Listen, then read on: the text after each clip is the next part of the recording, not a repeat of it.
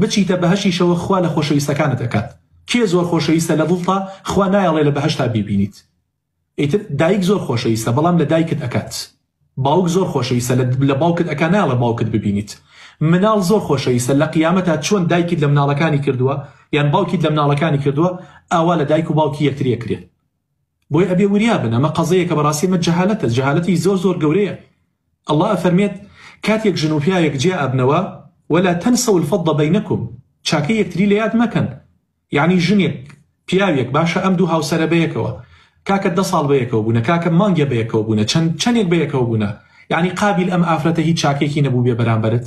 کورت سەتەها جا بە قوربانی خۆت و کەسوکارەکەت بووە، سەتەها جا پێڵایی بۆ سڕیویتەوە و خزمەتی کردوویت، سەتەها جا چێشتی بۆ کردوویت، ئەو پیاوە بە هەزارەها جار یارمەتی داوی، خۆشەویستی بۆ دەبڕی، لە ئامێزی خۆی گرتووە، سەتەها جار قوربانی دایک و کەسوکارت بوو. ئەم هەموو چاکەیە چۆن نەبیرەکرێ؟ بەس پێم بڵێ ئەوە جەهالەتە. کاتێک ژن و پیاوە لە یەکتری جێ ئەبنەوە ئیتر دوو خانەوادە ئیتر ئەبن بە دوژمنی یەکتر، ئیتر ئەم دوانە ئەم لەو ئەخوێنێ ئەو لەو ئەخوێنێ تا ئەوەی ئەگاتە ئەوەی کەوا ئیتر بوتان بۆ یەکتریەکەن، قەبر و قیامەتی خۆشیان لە یەکتری یعنی تاریکەکەن. ژنێکی پاک کاتێ لە پیاوێک جێ ئابێتەوە تەسەور بکەن باشە. من شتیوا لە بەردەستمە، یعنی نازانم ئەوانە لە خوا ناترسن. خەڵکی یعنی دیندارە على ئەساس دیندارە باشە کە لە ژنەکەی جیاوە بووە، ئەم ژنە دوای 2 ساڵ شووی کردوێتەوە باشە، خۆی بە موسڵمانی شەزانێ، چوە نامەی بۆ مێردەکەی ناردەوە و مێردەی کە شووی پێکردەوە توتی تۆ ئافرەتێکی داوێن پیست کردوێتە خێزانی خۆت. ئەوە لە لای من لەسەر داوێن پیسی تەلاقم داوە. تۆ سەیریکە ئەم بوتانە گەورەی پۆ بکەی بەس بۆ ئەوەی جارێکی تریش ماڵی لێ بشەوێت، بێ ئەوەی بیرکاتەوە بڵێ ئای قیامەت ئەخ وما كان ربك نسيا، خوای گەورە ئەمەی لەبیر ناچێت. تێگەی بۆیە هەر یەکە لەم شتانێکەوە ئەکرێمە جەهالەتە. و پێغەمبەری خوا صلی الله علیه وسلم فەرمووی ئەم جەهالەتانە تا ڕۆژی قیامەت تحت قەدەمەی لەژێر قاچمایە، حیسابی بۆ ناکرێت.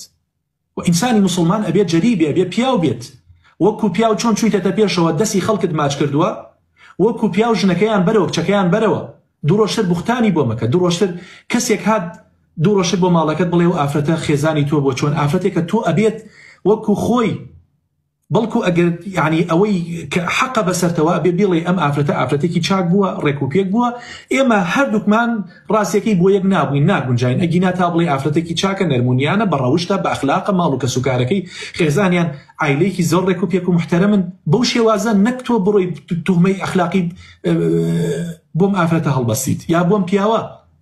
ژن هەبووە تەلاق دراوە کە خەڵک هەبووە بەتەما بۆ ژن باتە ئەم کوڕە بە هەمان شێوە، یعنی ئەم ئافرەتەی یەک دنیا بوختانی ئەخلاقی بۆم کوڕە هەڵبستی بوو. سوێنی خواردوتی مامۆستا لە ژیانمان مەشروبم نەخواردو، ئێستا بە خەڵک ئەڵێ مەشروب خۆر بۆ بۆی لێجیا بوومەتەوە.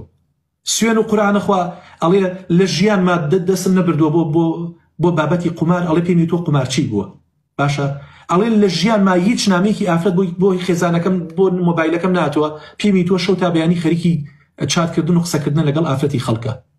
خوشکم برای بەڕێزم کە کاتێ جێ ئەبیتەوە لەگەڵ خێزانەکەتە بەڵام ئەخلاقت هەبێت. ئەخلاق يعني پێغەمبەر فەرمی صلی الله علیه و سلم إذا جاءكم من ترضون دينه وخلقه فزوجوه. ئێستا من بۆم دەرکەوتووە ئەزانم دین ئەگەر کەسێ دینی هەبێت، طبعا دینت هەبێت تۆ زینا ناکەیت، نەزەر ناکەیت، کورە زوڵم ناکەیت، ئەوانەی کەوا خەتی سوورن حرامن تەجاوزی ناکەی، ئەمە دینە. بەڵام وخلوقەوە ئێوە ئەخلاقی عنی چی؟ ئەوە طبعا قوربانگیان، ئەوە طبعا پیاوی وا هەیە دیندارە، ئافرەتی وا هەیە دیندارە، بەڵام طبعی فلسیە ناهێنێت. یعنی هەر لە خۆی ڕقی لە خەڵکە، هەر لە خۆیەوە هەڵەچێت، هەر لە خۆیەوە دڵی پیسە، پیسکەیە، یعنی طبعی ناخۆشە. سبحان الله ئەڵی کە قسەکە ئەڵی بەردەداتە سەرتا، ئەو نەقسەی ناخۆشە.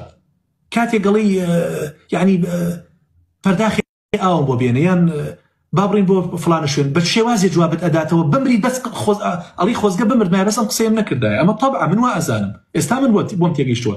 یعنی إذا جاءكم من ترضون دينه وخلقه باشا ككسي ديني هبيت إخوة أبي أخلاقك شي هبيت باشا، بلام أخلاقك ليرة طبعا قربان جان كأيوة هي أخلاق، يعني ديني هي وكوتم تاسر يسخان دين دار وعقيدة جوانا، بلام لما مالي زور ناشرين قصير رقم وقولوا للناس حسنا. تمناكم خلق بقسمك أخو خلق باب شيء بقصتك أمره وقليل ما هم، قلة كان نبي خلق بقصد ناكت